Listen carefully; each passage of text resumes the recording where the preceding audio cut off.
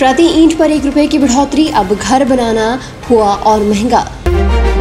शिमला नगर निगम चुनावों को कांग्रेस हुई तैयार। अब खबरें विस्तार से।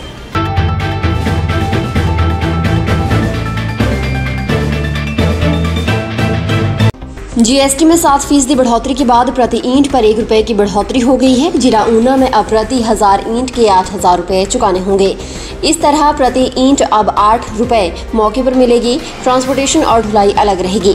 1 अप्रैल से ईंट के लिए जीएसटी 5 से बढ़ाकर 12% हो गई है। ऐसे में ईंट भट्टा संचालकों ने भी रेट में इजाफा कर दिया है।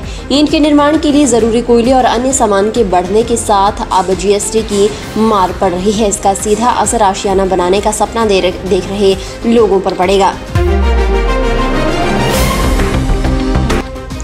कोरोना काल के बाद पर्यटन सीजन के लिए कुल्लू मनाली के पर्यटन कारोबारियों ने तैयारियां शुरू कर दी हैं। वीकेंड पर मनाली में सैलानियों की अच्छी खासी भीड़ देखने को मिल रही है। मई तक जीभी, तीर्थन, मणिकरण से लेकर मनाली तक होटल और होमस्टे 60% तक बुक हैं। बड़े होटलों में ऑनलाइन बुकिंग 80% तक पहुंच गई है। होटलों की धड़ाधड़ आ रही ऑनलाइन बुकिंग से पर्यटन कारोबारियों के चेहरे खिल उठे हैं। मैदानी इलाकों में लगातार चढ़ते पारे से राहत पाने के लिए पर्यटकों ने पहाड़ों का रुख कर लिया है। वीकेंड पर मनाली में ऑक्यूपेंसी 50 से 60% तक है। ये कोरोना काल से पहले से भी अधिक है।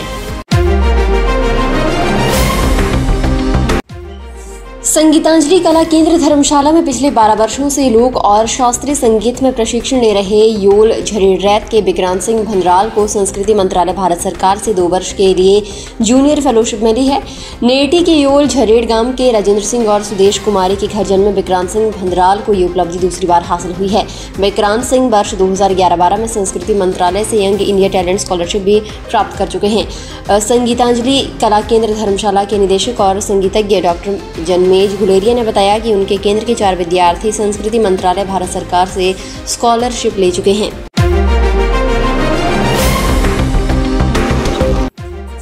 वन प्रशिक्षण संस्थान चायर में हिमाचल प्रदेश राज्य वन विकास निगम के वन रक्षकों का प्रथम सत्र दीक्षांत समारोह आयोजित किया गया। इस समारोह में निगम प्रबंध निदेशक डॉक्टर पवनेश शर्मा ने बतौर मुख्य अतिथि शिरकत की।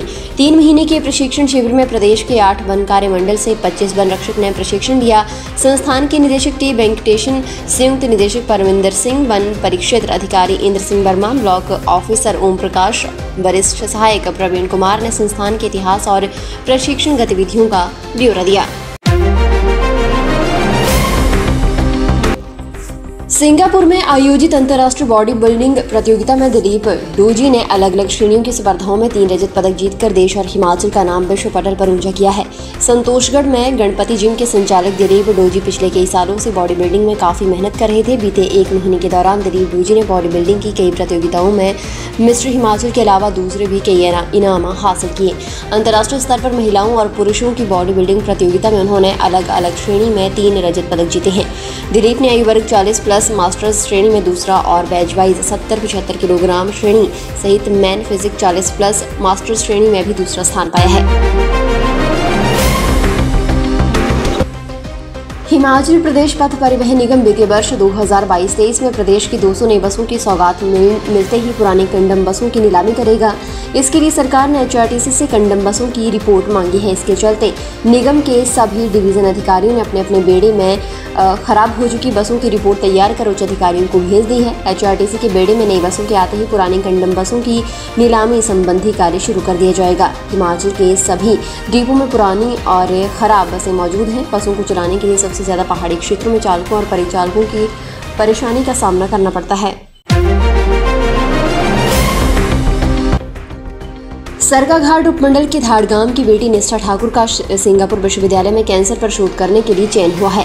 निष्ठा की योग्यता को देखते हुए सिंगापुर सरकार ने मेडिकल शोध को लेकर उनकी ट्यूशन फीस भी माफ कर दी है। इसके अलावा उन्हें 2500 सिंगापुर डॉलर स्कॉलरशिप ग्रांट भी देने का फैसला किया है। निष्ठा का चयन स्कॉलरशिप के आधार पर पैरामेडिकल साइंस में 4 वर्षीय टेक्नोलॉजी PhD कोर्स में हुआ है। निष्ठा अपने विश्वविद्यालय के विभाग स्कूल ऑफ केमिकल एवं बायोमेडिकल इंजीनियरिंग मेडिसिन में कैंसर विषय में शोध कर रही हैं। उन्होंने जेपी विश्वविद्यालय बाकनाघाट स्टूडेंट बीटेक में गोल्ड मेडल हासिल किया है। नवरात्र पर शक्तिपीठ श्री बृजेश्वरी मंदिर में माथा टेकने जा रहे श्रद्धालुओं से भरी जीप शनिवार देर रात खाई में जा गिरी। इस हादसे में 2 श्रद्धालुओं की मौत हो गई जबकि 17 घायल हुए हैं। ये सभी श्रद्धालु पंजाब के अमृतसर से आए थे। यह हादसा कोटला बेहड़ के पास हुआ है। दुर्गई गांव में चढ़ाई पर चालक ने नियंत्रण खो दिया और पिकअप खाई में जा गिरी। इस हादसे में गुरप्रताप सिंह की मौके पर ही मौत हो गई। गंभीर रूप से घायल हरप्रीत कौर पत्नी सतनाम सिंह को डाडा सिवा से मेडिकल कॉलेज टांडा रेफर किया गया, लेकिन इन्होंने रास्ते में ही दम तोड़ दिया। प्रदेश में गरीब परिवारों की बेटियों की शादी में 13,75,78,000 रुपए का शगुन सरकार ने दिया है। इसमें 4,437 कन्याएं लाभान्वित हुई हैं।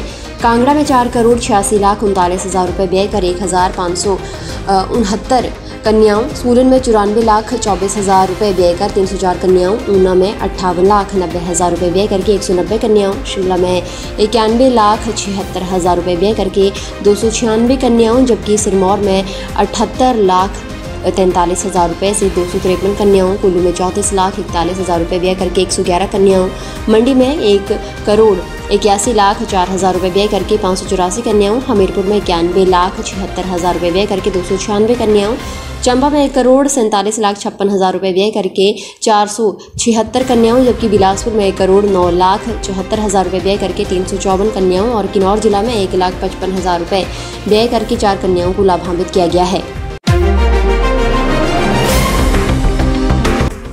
कांग्रेस ने आगामी चुनाव के लिए तैयारियां तेज कर दी हैं। रणनीतिक बढ़त के लिए कांग्रेस ने एक साथ कई नेताओं को शिमला नगर निगम के चुनाव में उतार दिया है। सबसे बड़ी जिम्मेदारी पूर्व मुख्यमंत्री स्वर्गीय वीरभद्र सिंह के खास रहे पूर्व मंत्री हर्ष महाजन के पास है। हर्ष महाजन को कांग्रेस का घोषणा पत्र तैयार करना है। कांग्रेस इस बार पार्टी उम्मीदवारों के साथ ही चुनाव घोषणा पत्र पर भी काम कर रहे हैं। इसमें राजधानी की तमाम विकासात्मक योजनाओं को खंगाला जा रहा है और इन योजनाओं में कांग्रेस की युवा टीम इंटरनेट के आधुनिक माध्यमों का इस्तेमाल कर रही है। इससे डाटा जुटाया जा रहा है और इसके बाद घोषणा पत्र पर मंथन का दौर चलेगा। फिलहाल के लिए बस इतना ही और बड़ी खबरों के लिए बने रहें न्यूज़ सुपर भारत के साथ।